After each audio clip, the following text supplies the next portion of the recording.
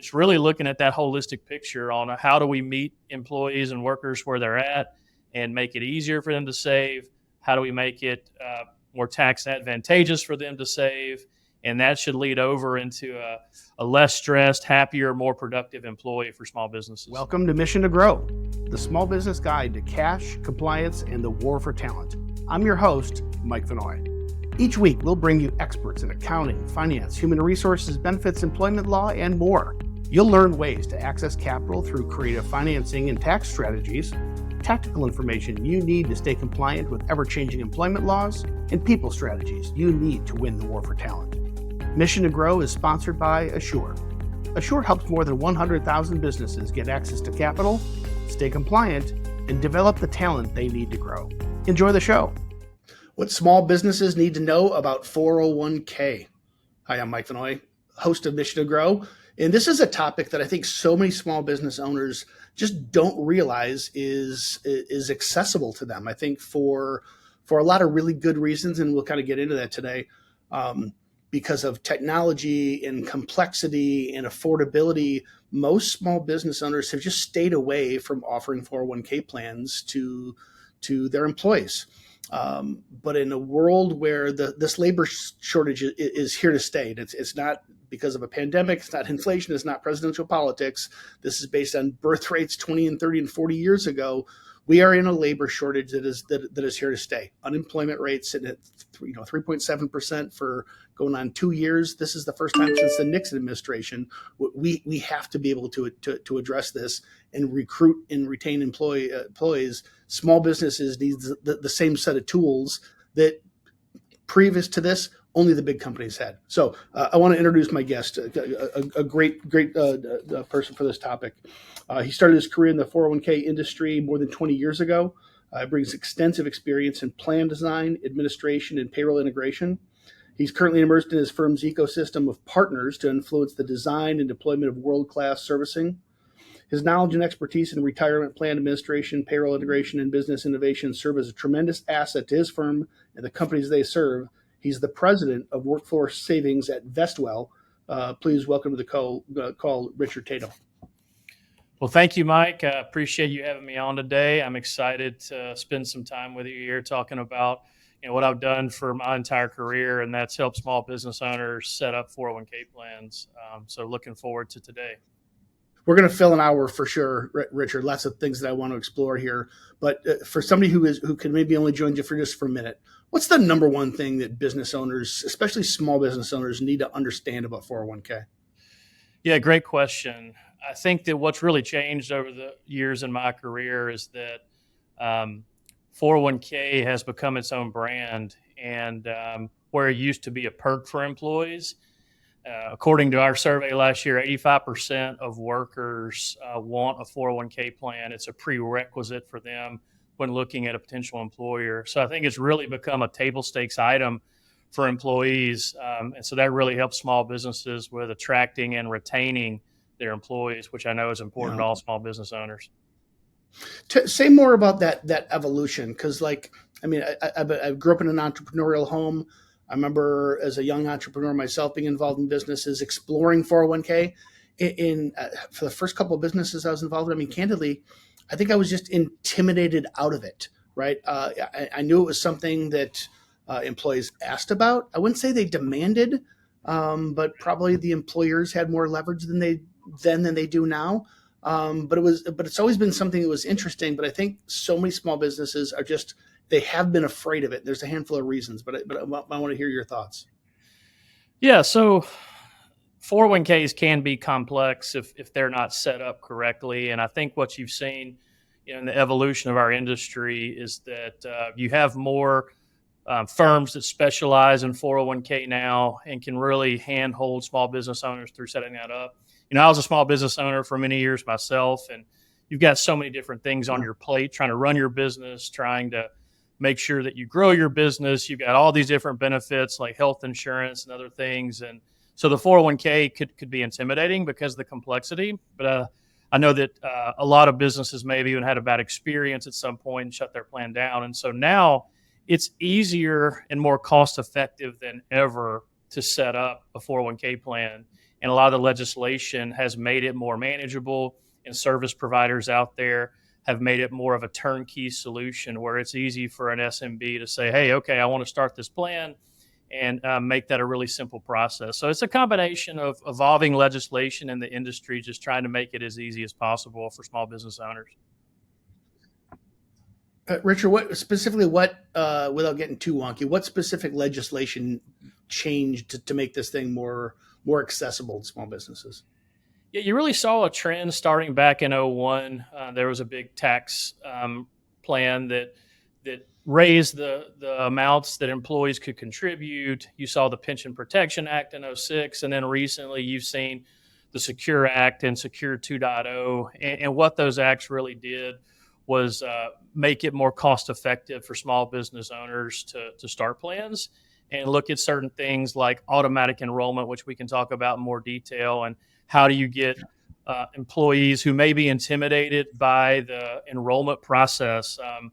I'm in the 401k business, and one of the last things I want to do at night is go home and make decisions about my retirement savings and retirement readiness. And so a lot of people in our industry have adopted automatic enrollment programs. When I say people, I mean small business owners, financial advisors, payroll companies. And so those automatic enrollment programs help get people off the sidelines, help get them saving, and workers are so much more likely to save in an employer-sponsored plan. So it's just become a lot easier, a lot more cost-effective, and the industry helps small businesses avoid some of the pitfalls that would have been big pain points, 20 years ago. Am I thinking about this right to almost put it into three buckets of complexity? Until somewhat recent, there's a technological complexity that just how do I create the technology and make it accessible for me and to administer, my employees to access, make choices, integrate to payroll, et cetera. So there's a tech component. There's a legislative component, maybe not just legislative, but an administrative component, like scary words like plan sponsor. Right. What the heck is a plan sponsor, and what does it mean for me, and what kind of liabilities I now have? And then there's the actual funds themselves. I mean, forget wrapped in a 401k, just all the options out there are to invest. Pick stocks, mutual funds, indexes. There's just so many choices that if you're not a savvy investor, that's intimidating in and of itself. Am I fair putting it in those three buckets? Yeah, I think so.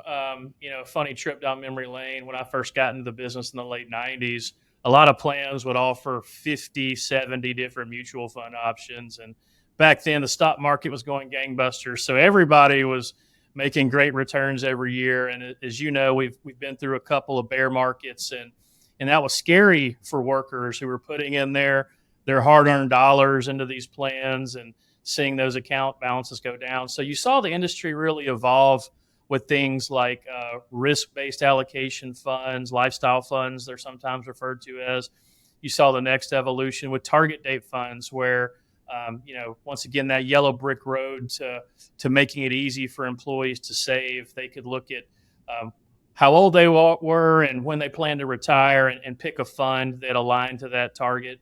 And what you're seeing now is the evolution of managed accounts where employees can once again look at their time horizon for when they want to retire, and then they can look at their risk tolerance and they don't have to get into the minutia of picking different funds and their classes and things like that. So it really becomes more of a decision around how much do I need to be saving to be successful, and less about the investments and what they need to be choosing there.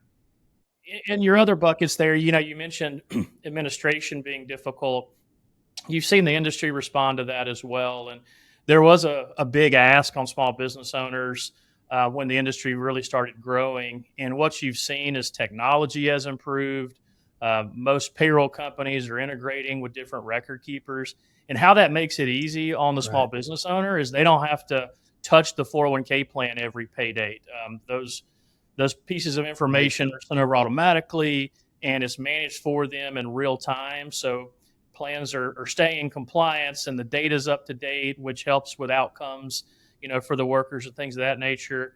But you're also seeing the evolution of, the industry is really bad about using acronyms that maybe small business owners can't relate to, but there's fiduciary services involved now where service providers can take over some of that responsibility and liability that used to sit on a small business owner's shoulders. And now they can hire a professional firm who can take on that liability and make sure that things like the tax form a year in that's called the 5500 is signed for the small business owner. They don't have to worry about that. If someone leaves the company and wants to roll their money over, that's handled for them. So the takeaway has really become a more of a do it for me approach.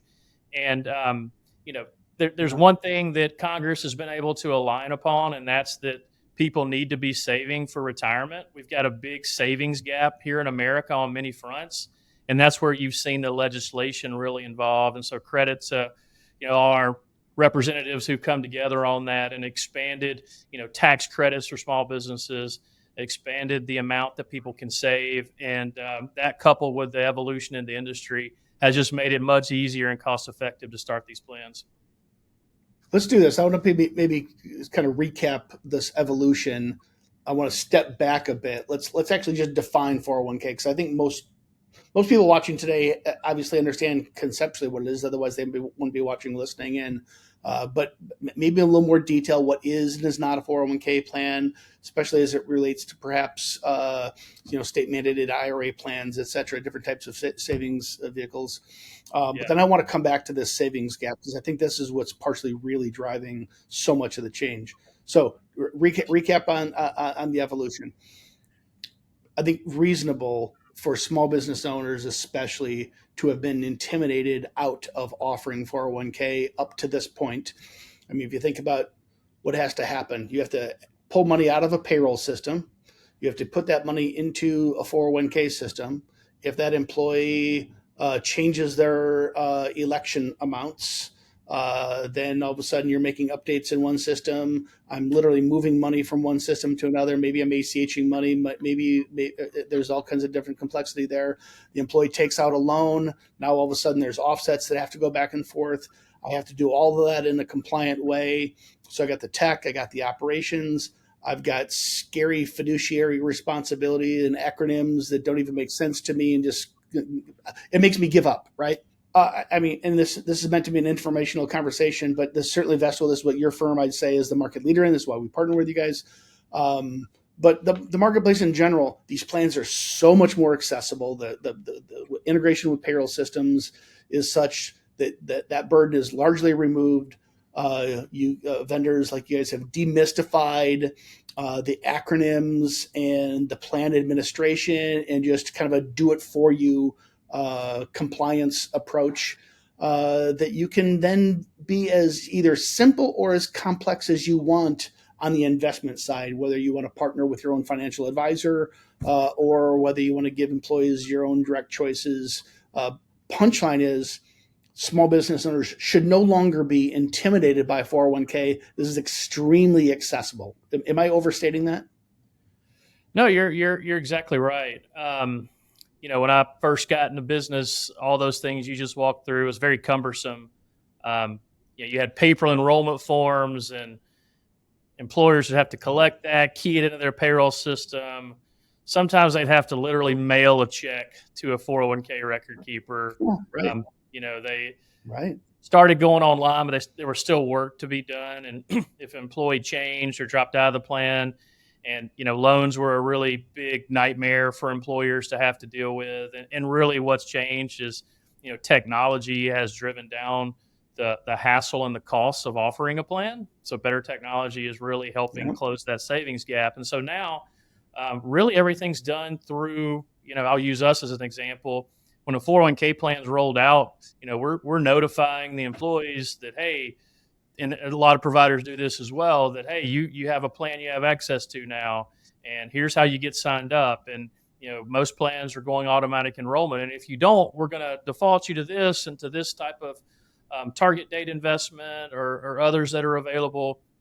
And then the 401k platform's collecting that data and automatically pushing that back to those payroll systems we talked about. And then the plan goes live, and the deposits start flowing into their account. And what's really cool about a 401k plan relative to like a health insurance benefit, I always joke that health insurance takes care of the worker today, and the 401k is taking care of their future self.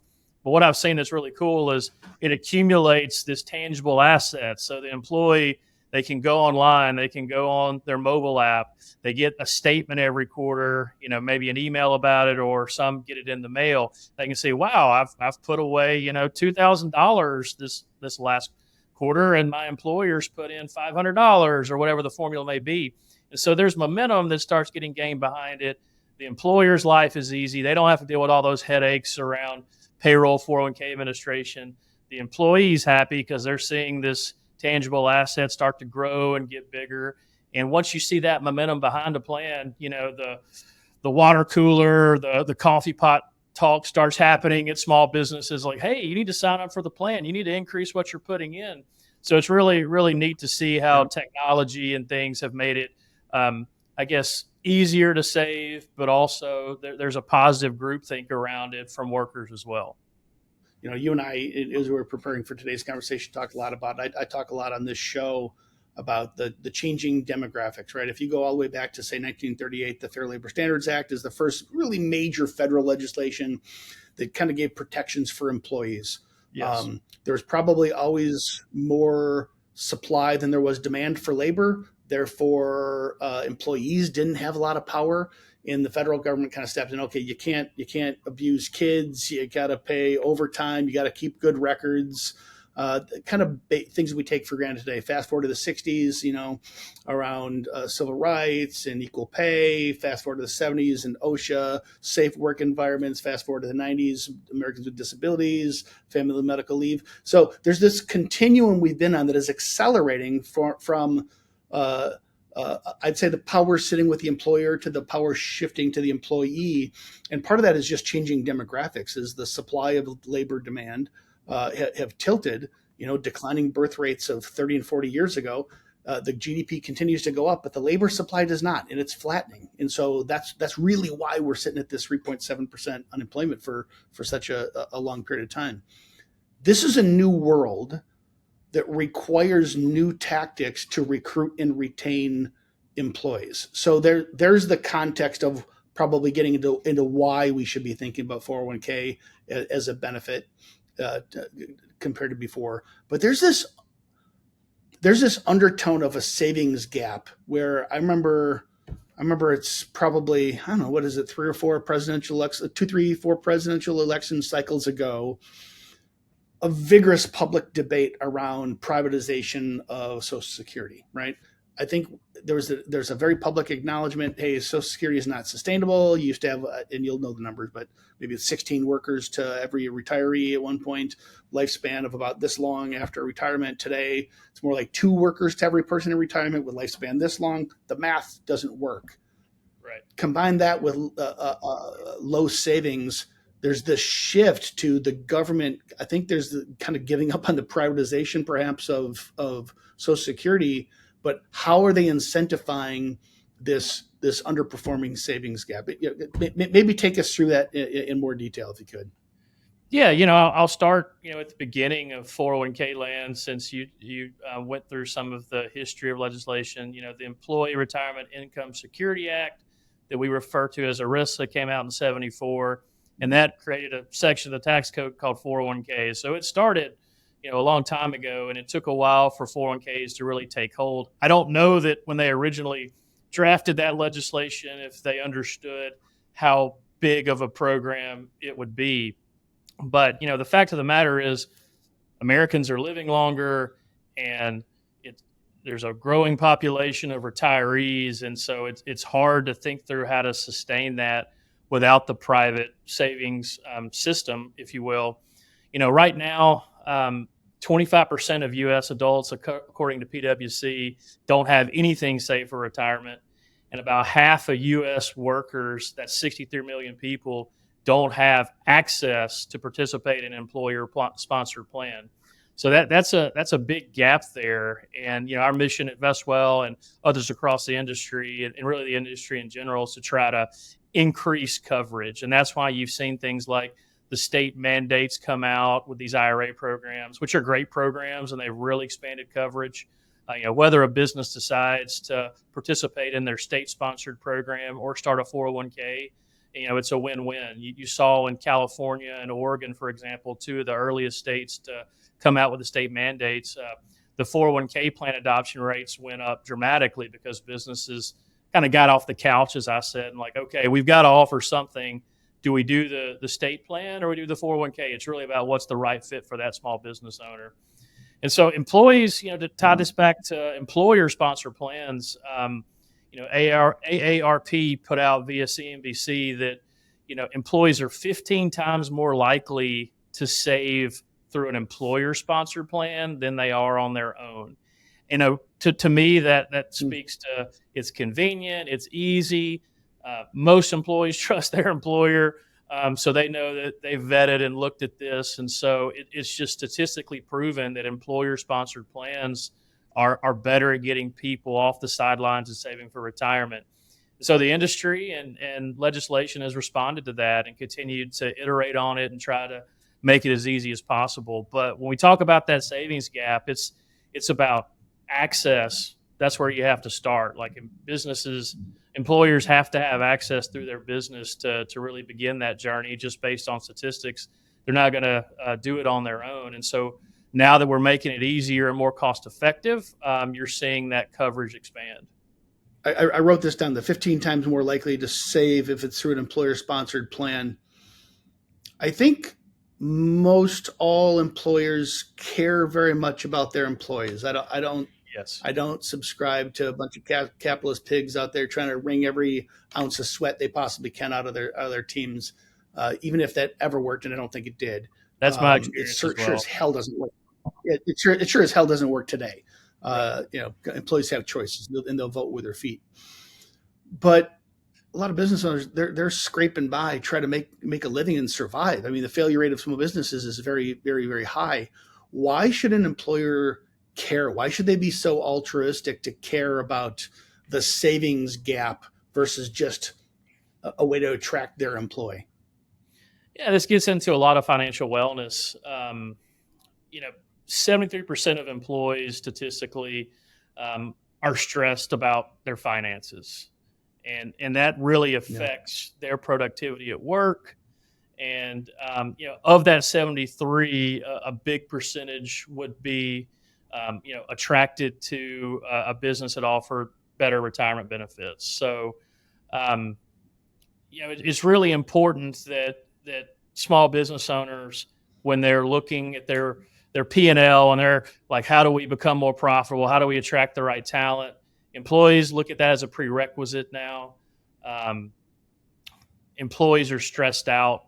And so when you offer a workplace savings vehicle, it helps them be less stressed, more productive. They're not losing sleep as much. And so there's all these intangible benefits that really become tangible when you break it down and see that, hey, a large percentage of employees are stressed out about this.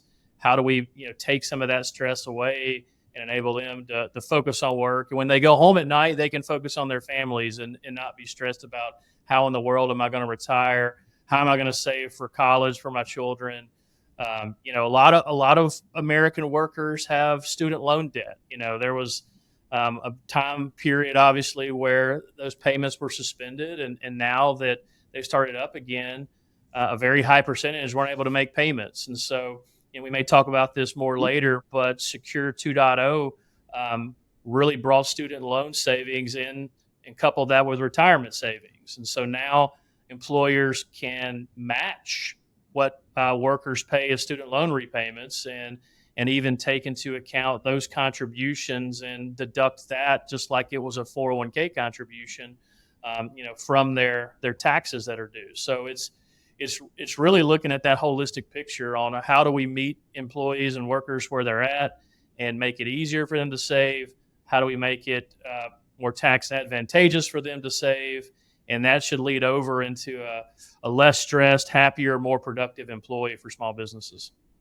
Most business owners, they genuinely care about their employees. They want to create a healthy, happy, productive, positive work environment. So they genuinely care. Sometimes there's a cost to that caring and how much you can or can't do. I think this is one of those things, and we're going to unpack here. I want to spend much of the back half of our hour talking about tax credits, Secure Act 2.0. There's been a game changing event Yes. recently to make this more affordable than ever before. But you can't miss the fact that employees want it, and the financial stress that many employees face today is real.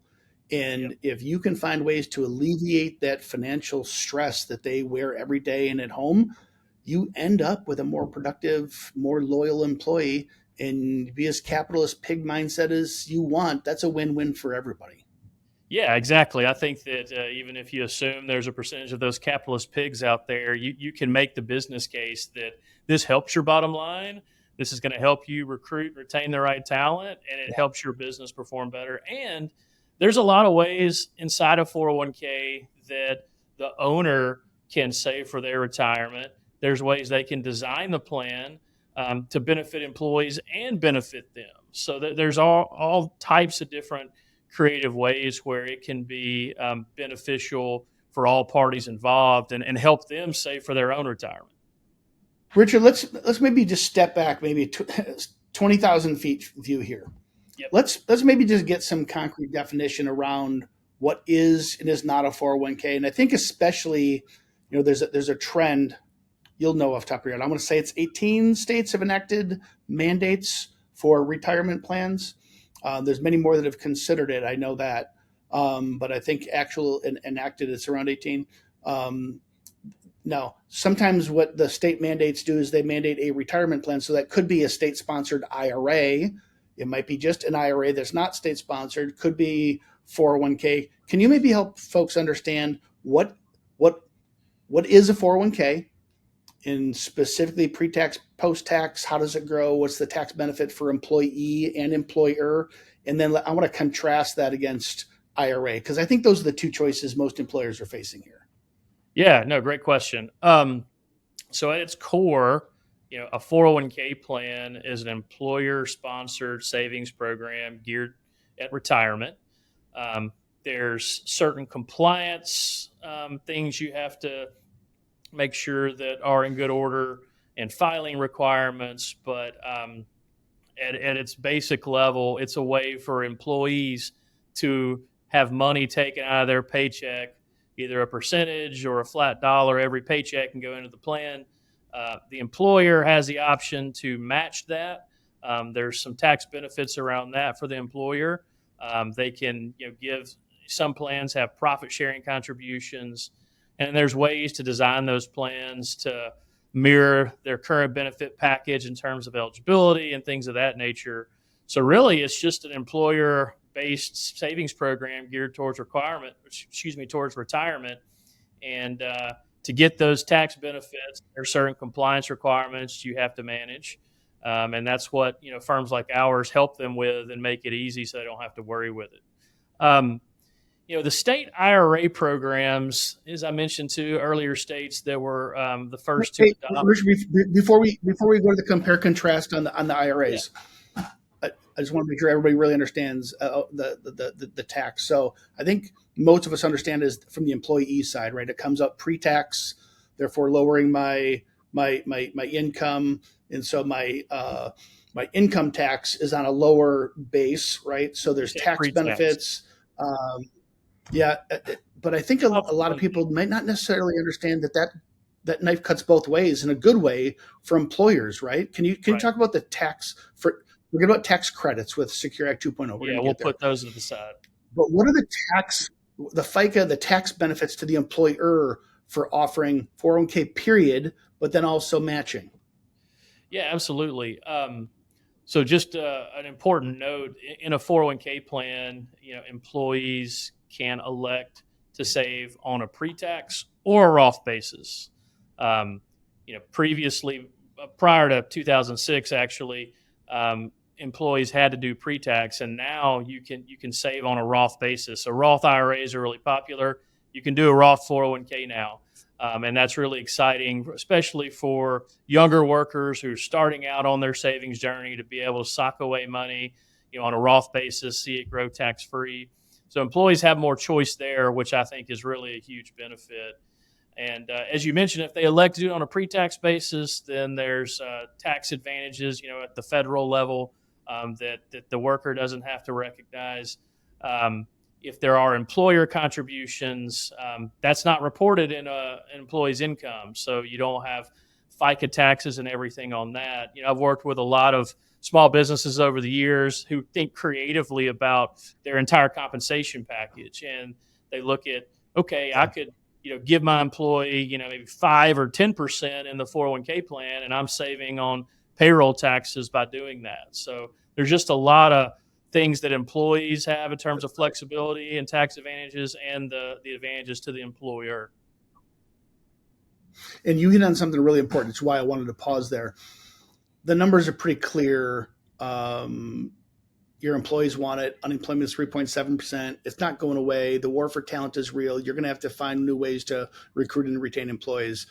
But I think it's also too narrow-minded to see 401k as a thing in and of itself, compared to how do you present this as part of a broader compensation strategy.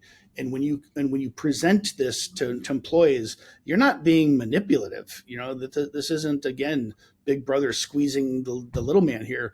This is you having a very candid, I'd say, trust building conversation with your employees of, hey, here's a way that I can increase your income in the way that I couldn't afford if it wasn't for this tax advantage. And they understand it as an entire compensation package, and get them off the mindset of just an hourly rate or just a salary. But how can you help them in retirement? How can you help them in a way that helps themselves for tax advantages, but also you as the employer, and therefore that's how you're funding this. I just think that's a fantastic conversation for owners to have with staff, especially more senior employees. But I'm curious for your thoughts. Yeah, I think that it really shows that the employer cares, and are not complete capitalist pigs, and it just really shows to their employees that we're not just here to make sure that the business is okay today. We want to make sure you're taken care of long term, and I think that mindset's really important. And I think a lot of employees have experienced that throughout their careers. I was at my son's basketball practice the other night, and one of the dads on the team who I met asked me what I do. I said I was in the 401k industry, and he launched into how he sure does wish his employer matched more, that he had a prior job that had a great match, and it was like 100% up to 6. And so it was doubling his retirement savings. He looked at that as a guaranteed return on his investment. And he was complaining about his current employer's matching program. So I think that as employees leave businesses a lot more frequently now. They change jobs a lot more. And so they've seen different iterations of 401k, and they compare those now, and they talk with people about it. I mean, I'm talking at basketball practice with, a dad about 401k plans. And so I think that since it is a prerequisite for a lot of employees now, they're going to be asking those questions in the interview process. They want to make sure the health insurance is there and other benefits as well. But 401k is top of mind for them. And it's not only do I have access to one, but what skin in the game does the employer have? And how are they contributing to my financial wellness long term? And how are they making sure that my future self is prepared for retirement? And then to tie it back into financial wellness, you look at that holistic picture. The 401k is such a cornerstone of that, and making employees less stressed, more productive. So it all works together. It's all tied together, and helping businesses attract, retain, and have their workers be happier and more productive. Yeah, and I would beg any business owner, entrepreneur watching, listening to this program, think about that example, right? So maybe this new employer for this fellow basketball dad, maybe they thought they were doing something good, right? They just rolled out 401k for the first time ever. We're offering this new thing. And ironically, because they didn't, for whatever reason, probably innocently and unintentionally, didn't have the proper context for what the marketplace offered, it turned out to actually be a bit of a dissatisfier, right? So I couldn't emphasize enough. Really think about this in a broader total compensation package, benefits package perspective, not just discretely binary. Do we offer 401k or don't we? And if we're gonna, what's the least expensive way we can participate? Am I thinking about that right? Yeah, you are, and I would add to that as you know, there's become more people that specialize in 401k, like myself. There's financial advisors out there that focus on 401k plans. There's payroll companies now that offer great programs, and there's also data that you can look at as a small business owner to see what your peers are doing. Like, what are companies of my similar size or in my same industry doing as a 401k match? And a lot of those professionals I mentioned have access to that data. So now it's easier to kind of get a feel for where you stand and what's out there and how you can stay competitive. Because to your point, this employer may have had a plan for 10, 15 years. If it's not broke, don't fix it. And they really haven't taken a step back and looked at it. And I think those that are proactive and build that into their overall compensation package, and when they're looking at, hey, we want to hire this employee, we've got this amount that we can spend. Make sure that you factor in the tax advantages and the expectations from workers when they're making their decisions. And so I think that's really important. And I think that, as we'll talk about later, Secure 2.0 has really made it a lot easier for employers to do that, especially small business owners. This is game changer. All right. So we opened the conversation talking about kind of evolution and how things have changed to make 401k plans more accessible than they've ever been. We talked about some of the benefits for recruiting and retaining employees and the tax advantages in and of itself. Talked about kind of the sea change of expectations from employees. We talked even about states who are now mandating, so not all, but increasingly more and more states are mandating employers offer some type of a retirement plan, whether it's 401k or an IRA.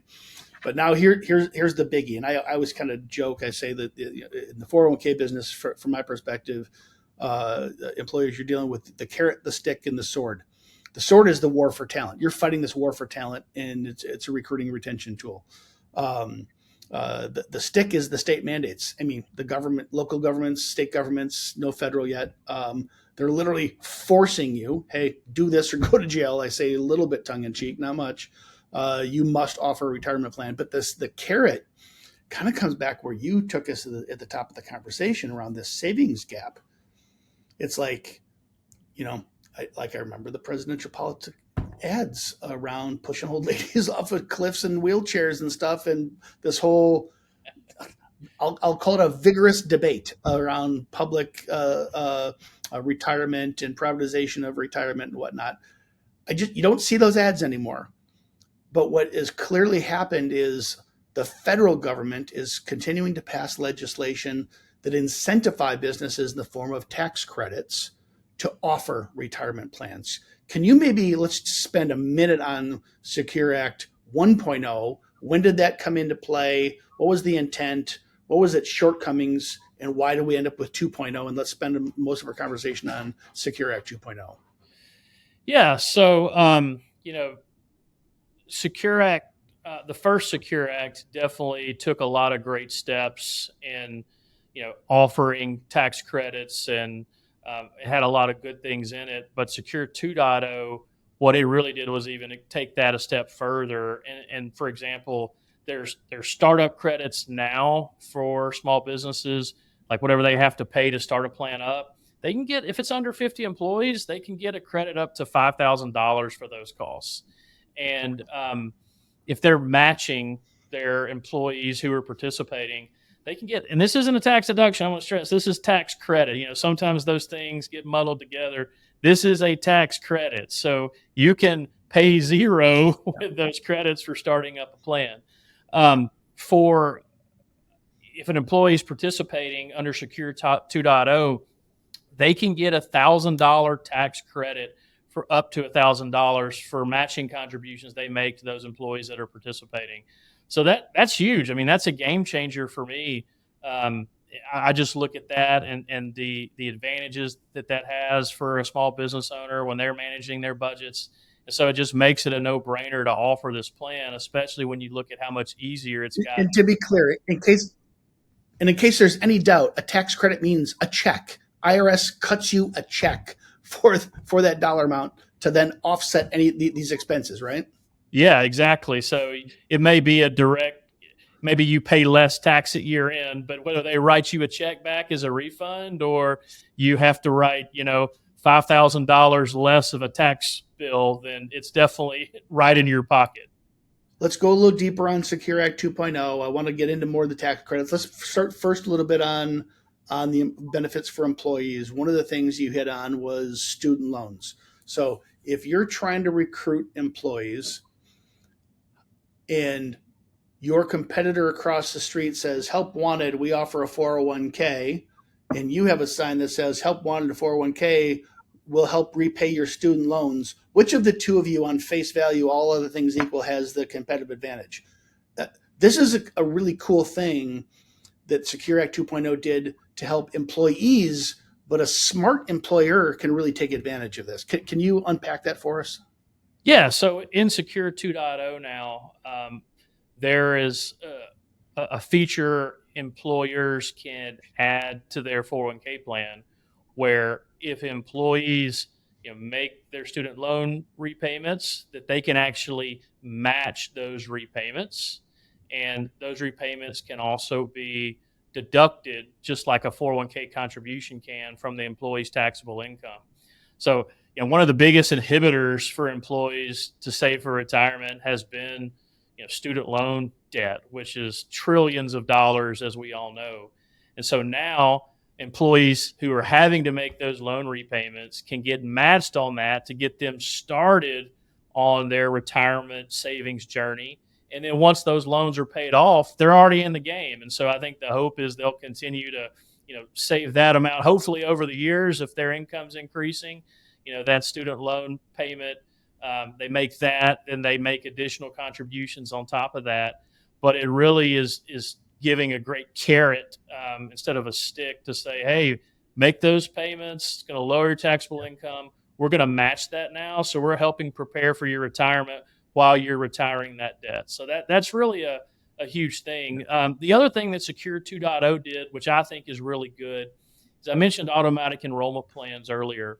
One of the biggest thing we are up against in getting people to save is inertia.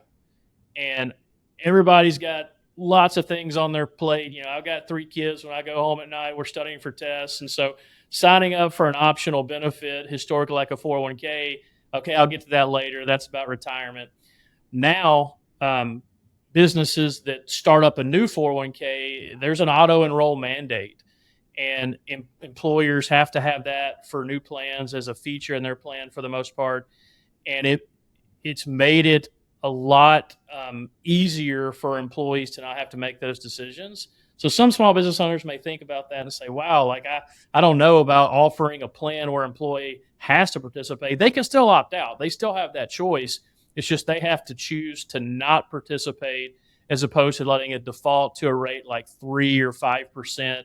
And where you now have the tax credits for matching contributions that I mentioned, it's a lot easier case for the employer to say, hey, you're going to get default enrolled at 5%, and we're going to match you half of that because they're getting the tax credit. It's a nice story for the employees. And so it's really a win-win. And I think that you're going to see firms like ours and other in the industry continue to evolve our technology to make it easy where it's simple for employees to understand that, hey, I'm going to get default enrolled here. I can do more, I can do less, and make that process very simple. Does that make sense? Right. It does. It does. And hopefully anybody watching today, there's some new nuggets. I think maybe a lot of people understood at least the basics of kind of what we've been talking about so far. The labor trends, employees want it. Okay, it's simpler. Maybe I should consider offering it. There's FICA reduction benefits to offering it anyway. But auto enrollment, making it easier, higher participation rates, use the money in different ways for things like student loans. I think these are some new concepts. Also, I just want to make sure I mention there's also an auto-enrolled tax credit for plans that started before Secure 2.0 that aren't mandated to have auto-enroll. There's also a $500 tax credit for implementing automatic enrollment. So that's a big advantage for existing plans as well. And Richard, to be clear, automatically enrolling someone is not the same as auto deducting a dollar amount or auto matching, is it? So automatic enrollment means when a worker becomes eligible for a 401k plan, If they don't do anything, then they're going to get default enrolled to take a certain percentage out of their paycheck. Usually I see that starting anywhere from 3 to 6%. So that's going to be withheld. They get lots of notification. That's required by law that they're notified and they get information about the plan and they understand they have the opportunity to go and opt out. And then if the plan does have a matching component to it, that's going to be part of what goes in every pay date along with the withholdings. But if an employee wants to do more, they have the opportunity to save more. If they aren't comfortable participating right now for whatever reason, they can opt out. And there's even a way, sometimes people just miss reading the notifications they get. There's ways that once they look on their paycheck and say, oh, wow, I had $50 withheld. I didn't mean to do that. They can go and opt out and even get that money back. So there's an escape valve if you have that situation as well. So I think, and tell me if I'm getting this right, I think what employers need to know about auto enrollment is there's a tax credit if you do it. So Yes. You'll get literally money in your pocket by doing it. You will increase the level of participation just from your employees just because it's one less thing that they have to do. I think it's safe to assume most employees will appreciate that and like it. Let's face it, especially people at the lower income levels, they can't afford to give 0.5%, let alone 3%, because they're trying to feed their kids, right? And they're living paycheck to paycheck, and maybe even taking advances to do that. So, this concept of retirement savings is like almost laughable to them. So you can do all this and not punish those people that are the most needing and simply can't participate, right? That's right. And you mentioned lower income workers. There's different components of Secure 2.0 that phase in over the years. In 2026, instead of a tax credit, the government will be able to make matching contributions for those lower income workers that participate into their 401k plan. So there's things even coming down the pike that are going to be really exciting. So when you look at the employer's tax credits, you look at the tax advantages for employees, you look at the convenience of it now as technology has evolved, as more companies are taking on that fiduciary role on behalf of the business owner. They always have some fiduciary responsibility, but it's made it a lot easier process and benefit to manage than it was. So it's really the best time in history to start up or even take a look at your existing 401k plan and hit the refresh button. Now let's talk to some of the biggies around the tax credits.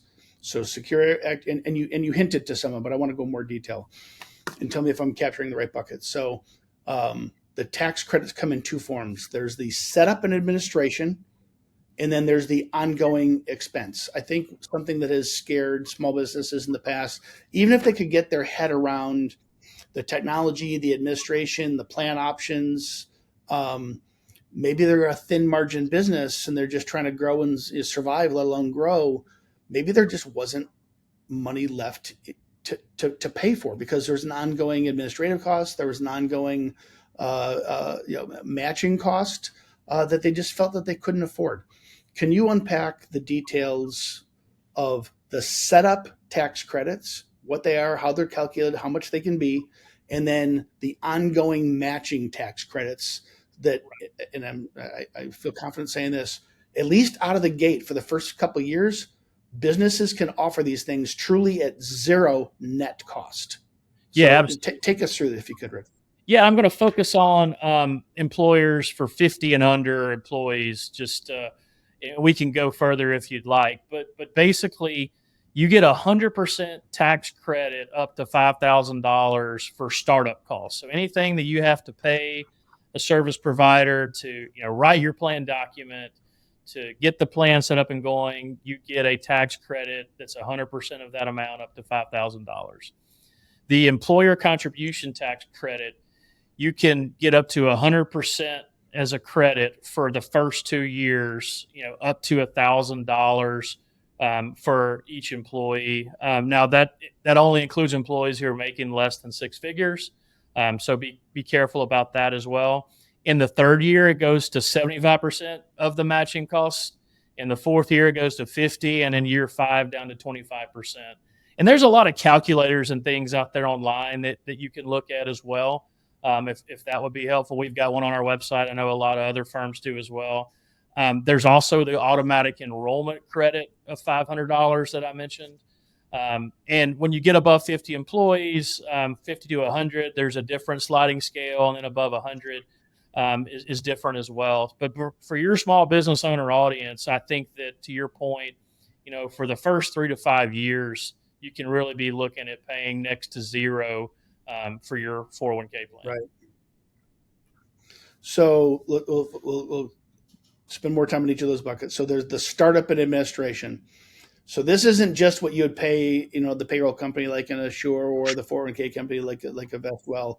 This covers all your all of it, right? So it's the Right. plan setup. Maybe you have to have an interpreter come in to do training on anything involved as a cost to set this thing up for up to $5,000 is 100% reimbursable as a tax credit, right? Yes. And so this isn't just what you may pay your payroll company, your 401 company. This is all expenses that might come in. So truly set up entering 401k land, it nets out free. Now it's a tax credit. You're going to have to pay for it. And then you'll, just like when you do your personal income taxes, there's file for the credit and you get a check. There's qualification requirements, but those are usually pretty easy to look at. They're hard dollar costs, associated with starting up a plan. So that's where a professional can really help you navigate that. If you are a business, with 50 to 100 employees, you are eligible for some of those credits, especially for those first 50 employees. It starts phasing out after 50 lives. And so you want to make sure you work with your CPA or, your payroll company, a financial advisor when looking at that. But there are really big tax advantages that, especially in the first 2 years, can make it a very low cost, if not zero, to start up and administer that plan. Yeah, and we're not talking pricing here, but it's safe to say the normal under 50 employee company, they're not going to spend more than $5,000. So the $5,000 cap is going to more than cover any setup cost. Let me say this: right. If you're spending more than $5,000, give me a call, because we got better options for you. Right? Yeah, there's a lot of options that have a really low price point out there. So to be crystal clear, setting up and getting started with a 401k offering to your employees can net you zero cost. That's a huge change in the marketplace, thanks to Secure Act 2.0. Right. Now the ongoing, and I wrote this down. It's year 1 through year 5, a graduated scale. This is on the matching. So if you're the employer, you're going to match funds to your employee. It's 100% tax credit up to $1,000 per employee. Year 1, 100%. Year 2, 75, 50, and 25% on through the 5 years. I have that right? Yes, for years 1 and 2, it is 100% up to $1,000, and in year 3 is 75%. In year 4, it's 50% of whatever those matching costs were up to $1,000, and then year 5, 25% in the 5th year. So a couple things. So setup is free, and your first couple of years are free. You truly, for the first time ever in history, forget about the tech being easier, the administration being easier, the plan options and investment options being easier. Cost, as an employer, for the first time in U.S. history, you can actually set up and for the first couple of years have net zero cost to offer 401k to your employees. I do want to unpack years 3 through 5 and ongoing. So if I'm an employer, let's say I'm maximizing the tax credit. So I'm adding $1,000 to each employee's 401k account is the employer match. What happens in years 3, 4, 5, and beyond if I want to be super capitalist piggish, or maybe my business is just hurting and I can't afford to do it anymore? Is there a penalty for businesses who start to contribute less as the tax credits go down? Are they contractually committed to keeping that going? How do the outlying years work? Because I'm assuming there's going to be expense involved in the ongoing. Right, and if you mentioned earlier that there's a lot of lower cost startup options out there, so there are ways that you can use that credit towards ongoing administration costs in those first few years. There's some rules around it. It's like $250 per non highly compensated employees. Up to that 5,000 I mentioned. So if you only pay $1,000 to set up your plan, you can still take advantage of that extra 4,000 over those first few years of administration. With that being said, a lot of small businesses adopt something called safe harbor plans.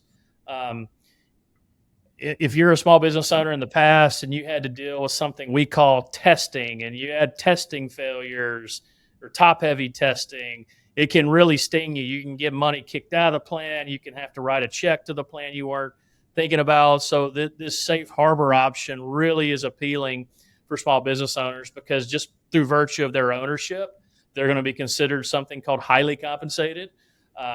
Employees who make above a certain threshold are going to be considered highly compensated. And if you're not a safe harbor plan, they may be restricted by what they can contribute based on what everyone else does in the plan. Safe harbor plans, you have some choices on it. You can do a matching contribution. An example of that is dollar for dollar up to 4%. So an employee puts in 4% of their paycheck, you put in 4%. That can get you around all those tests.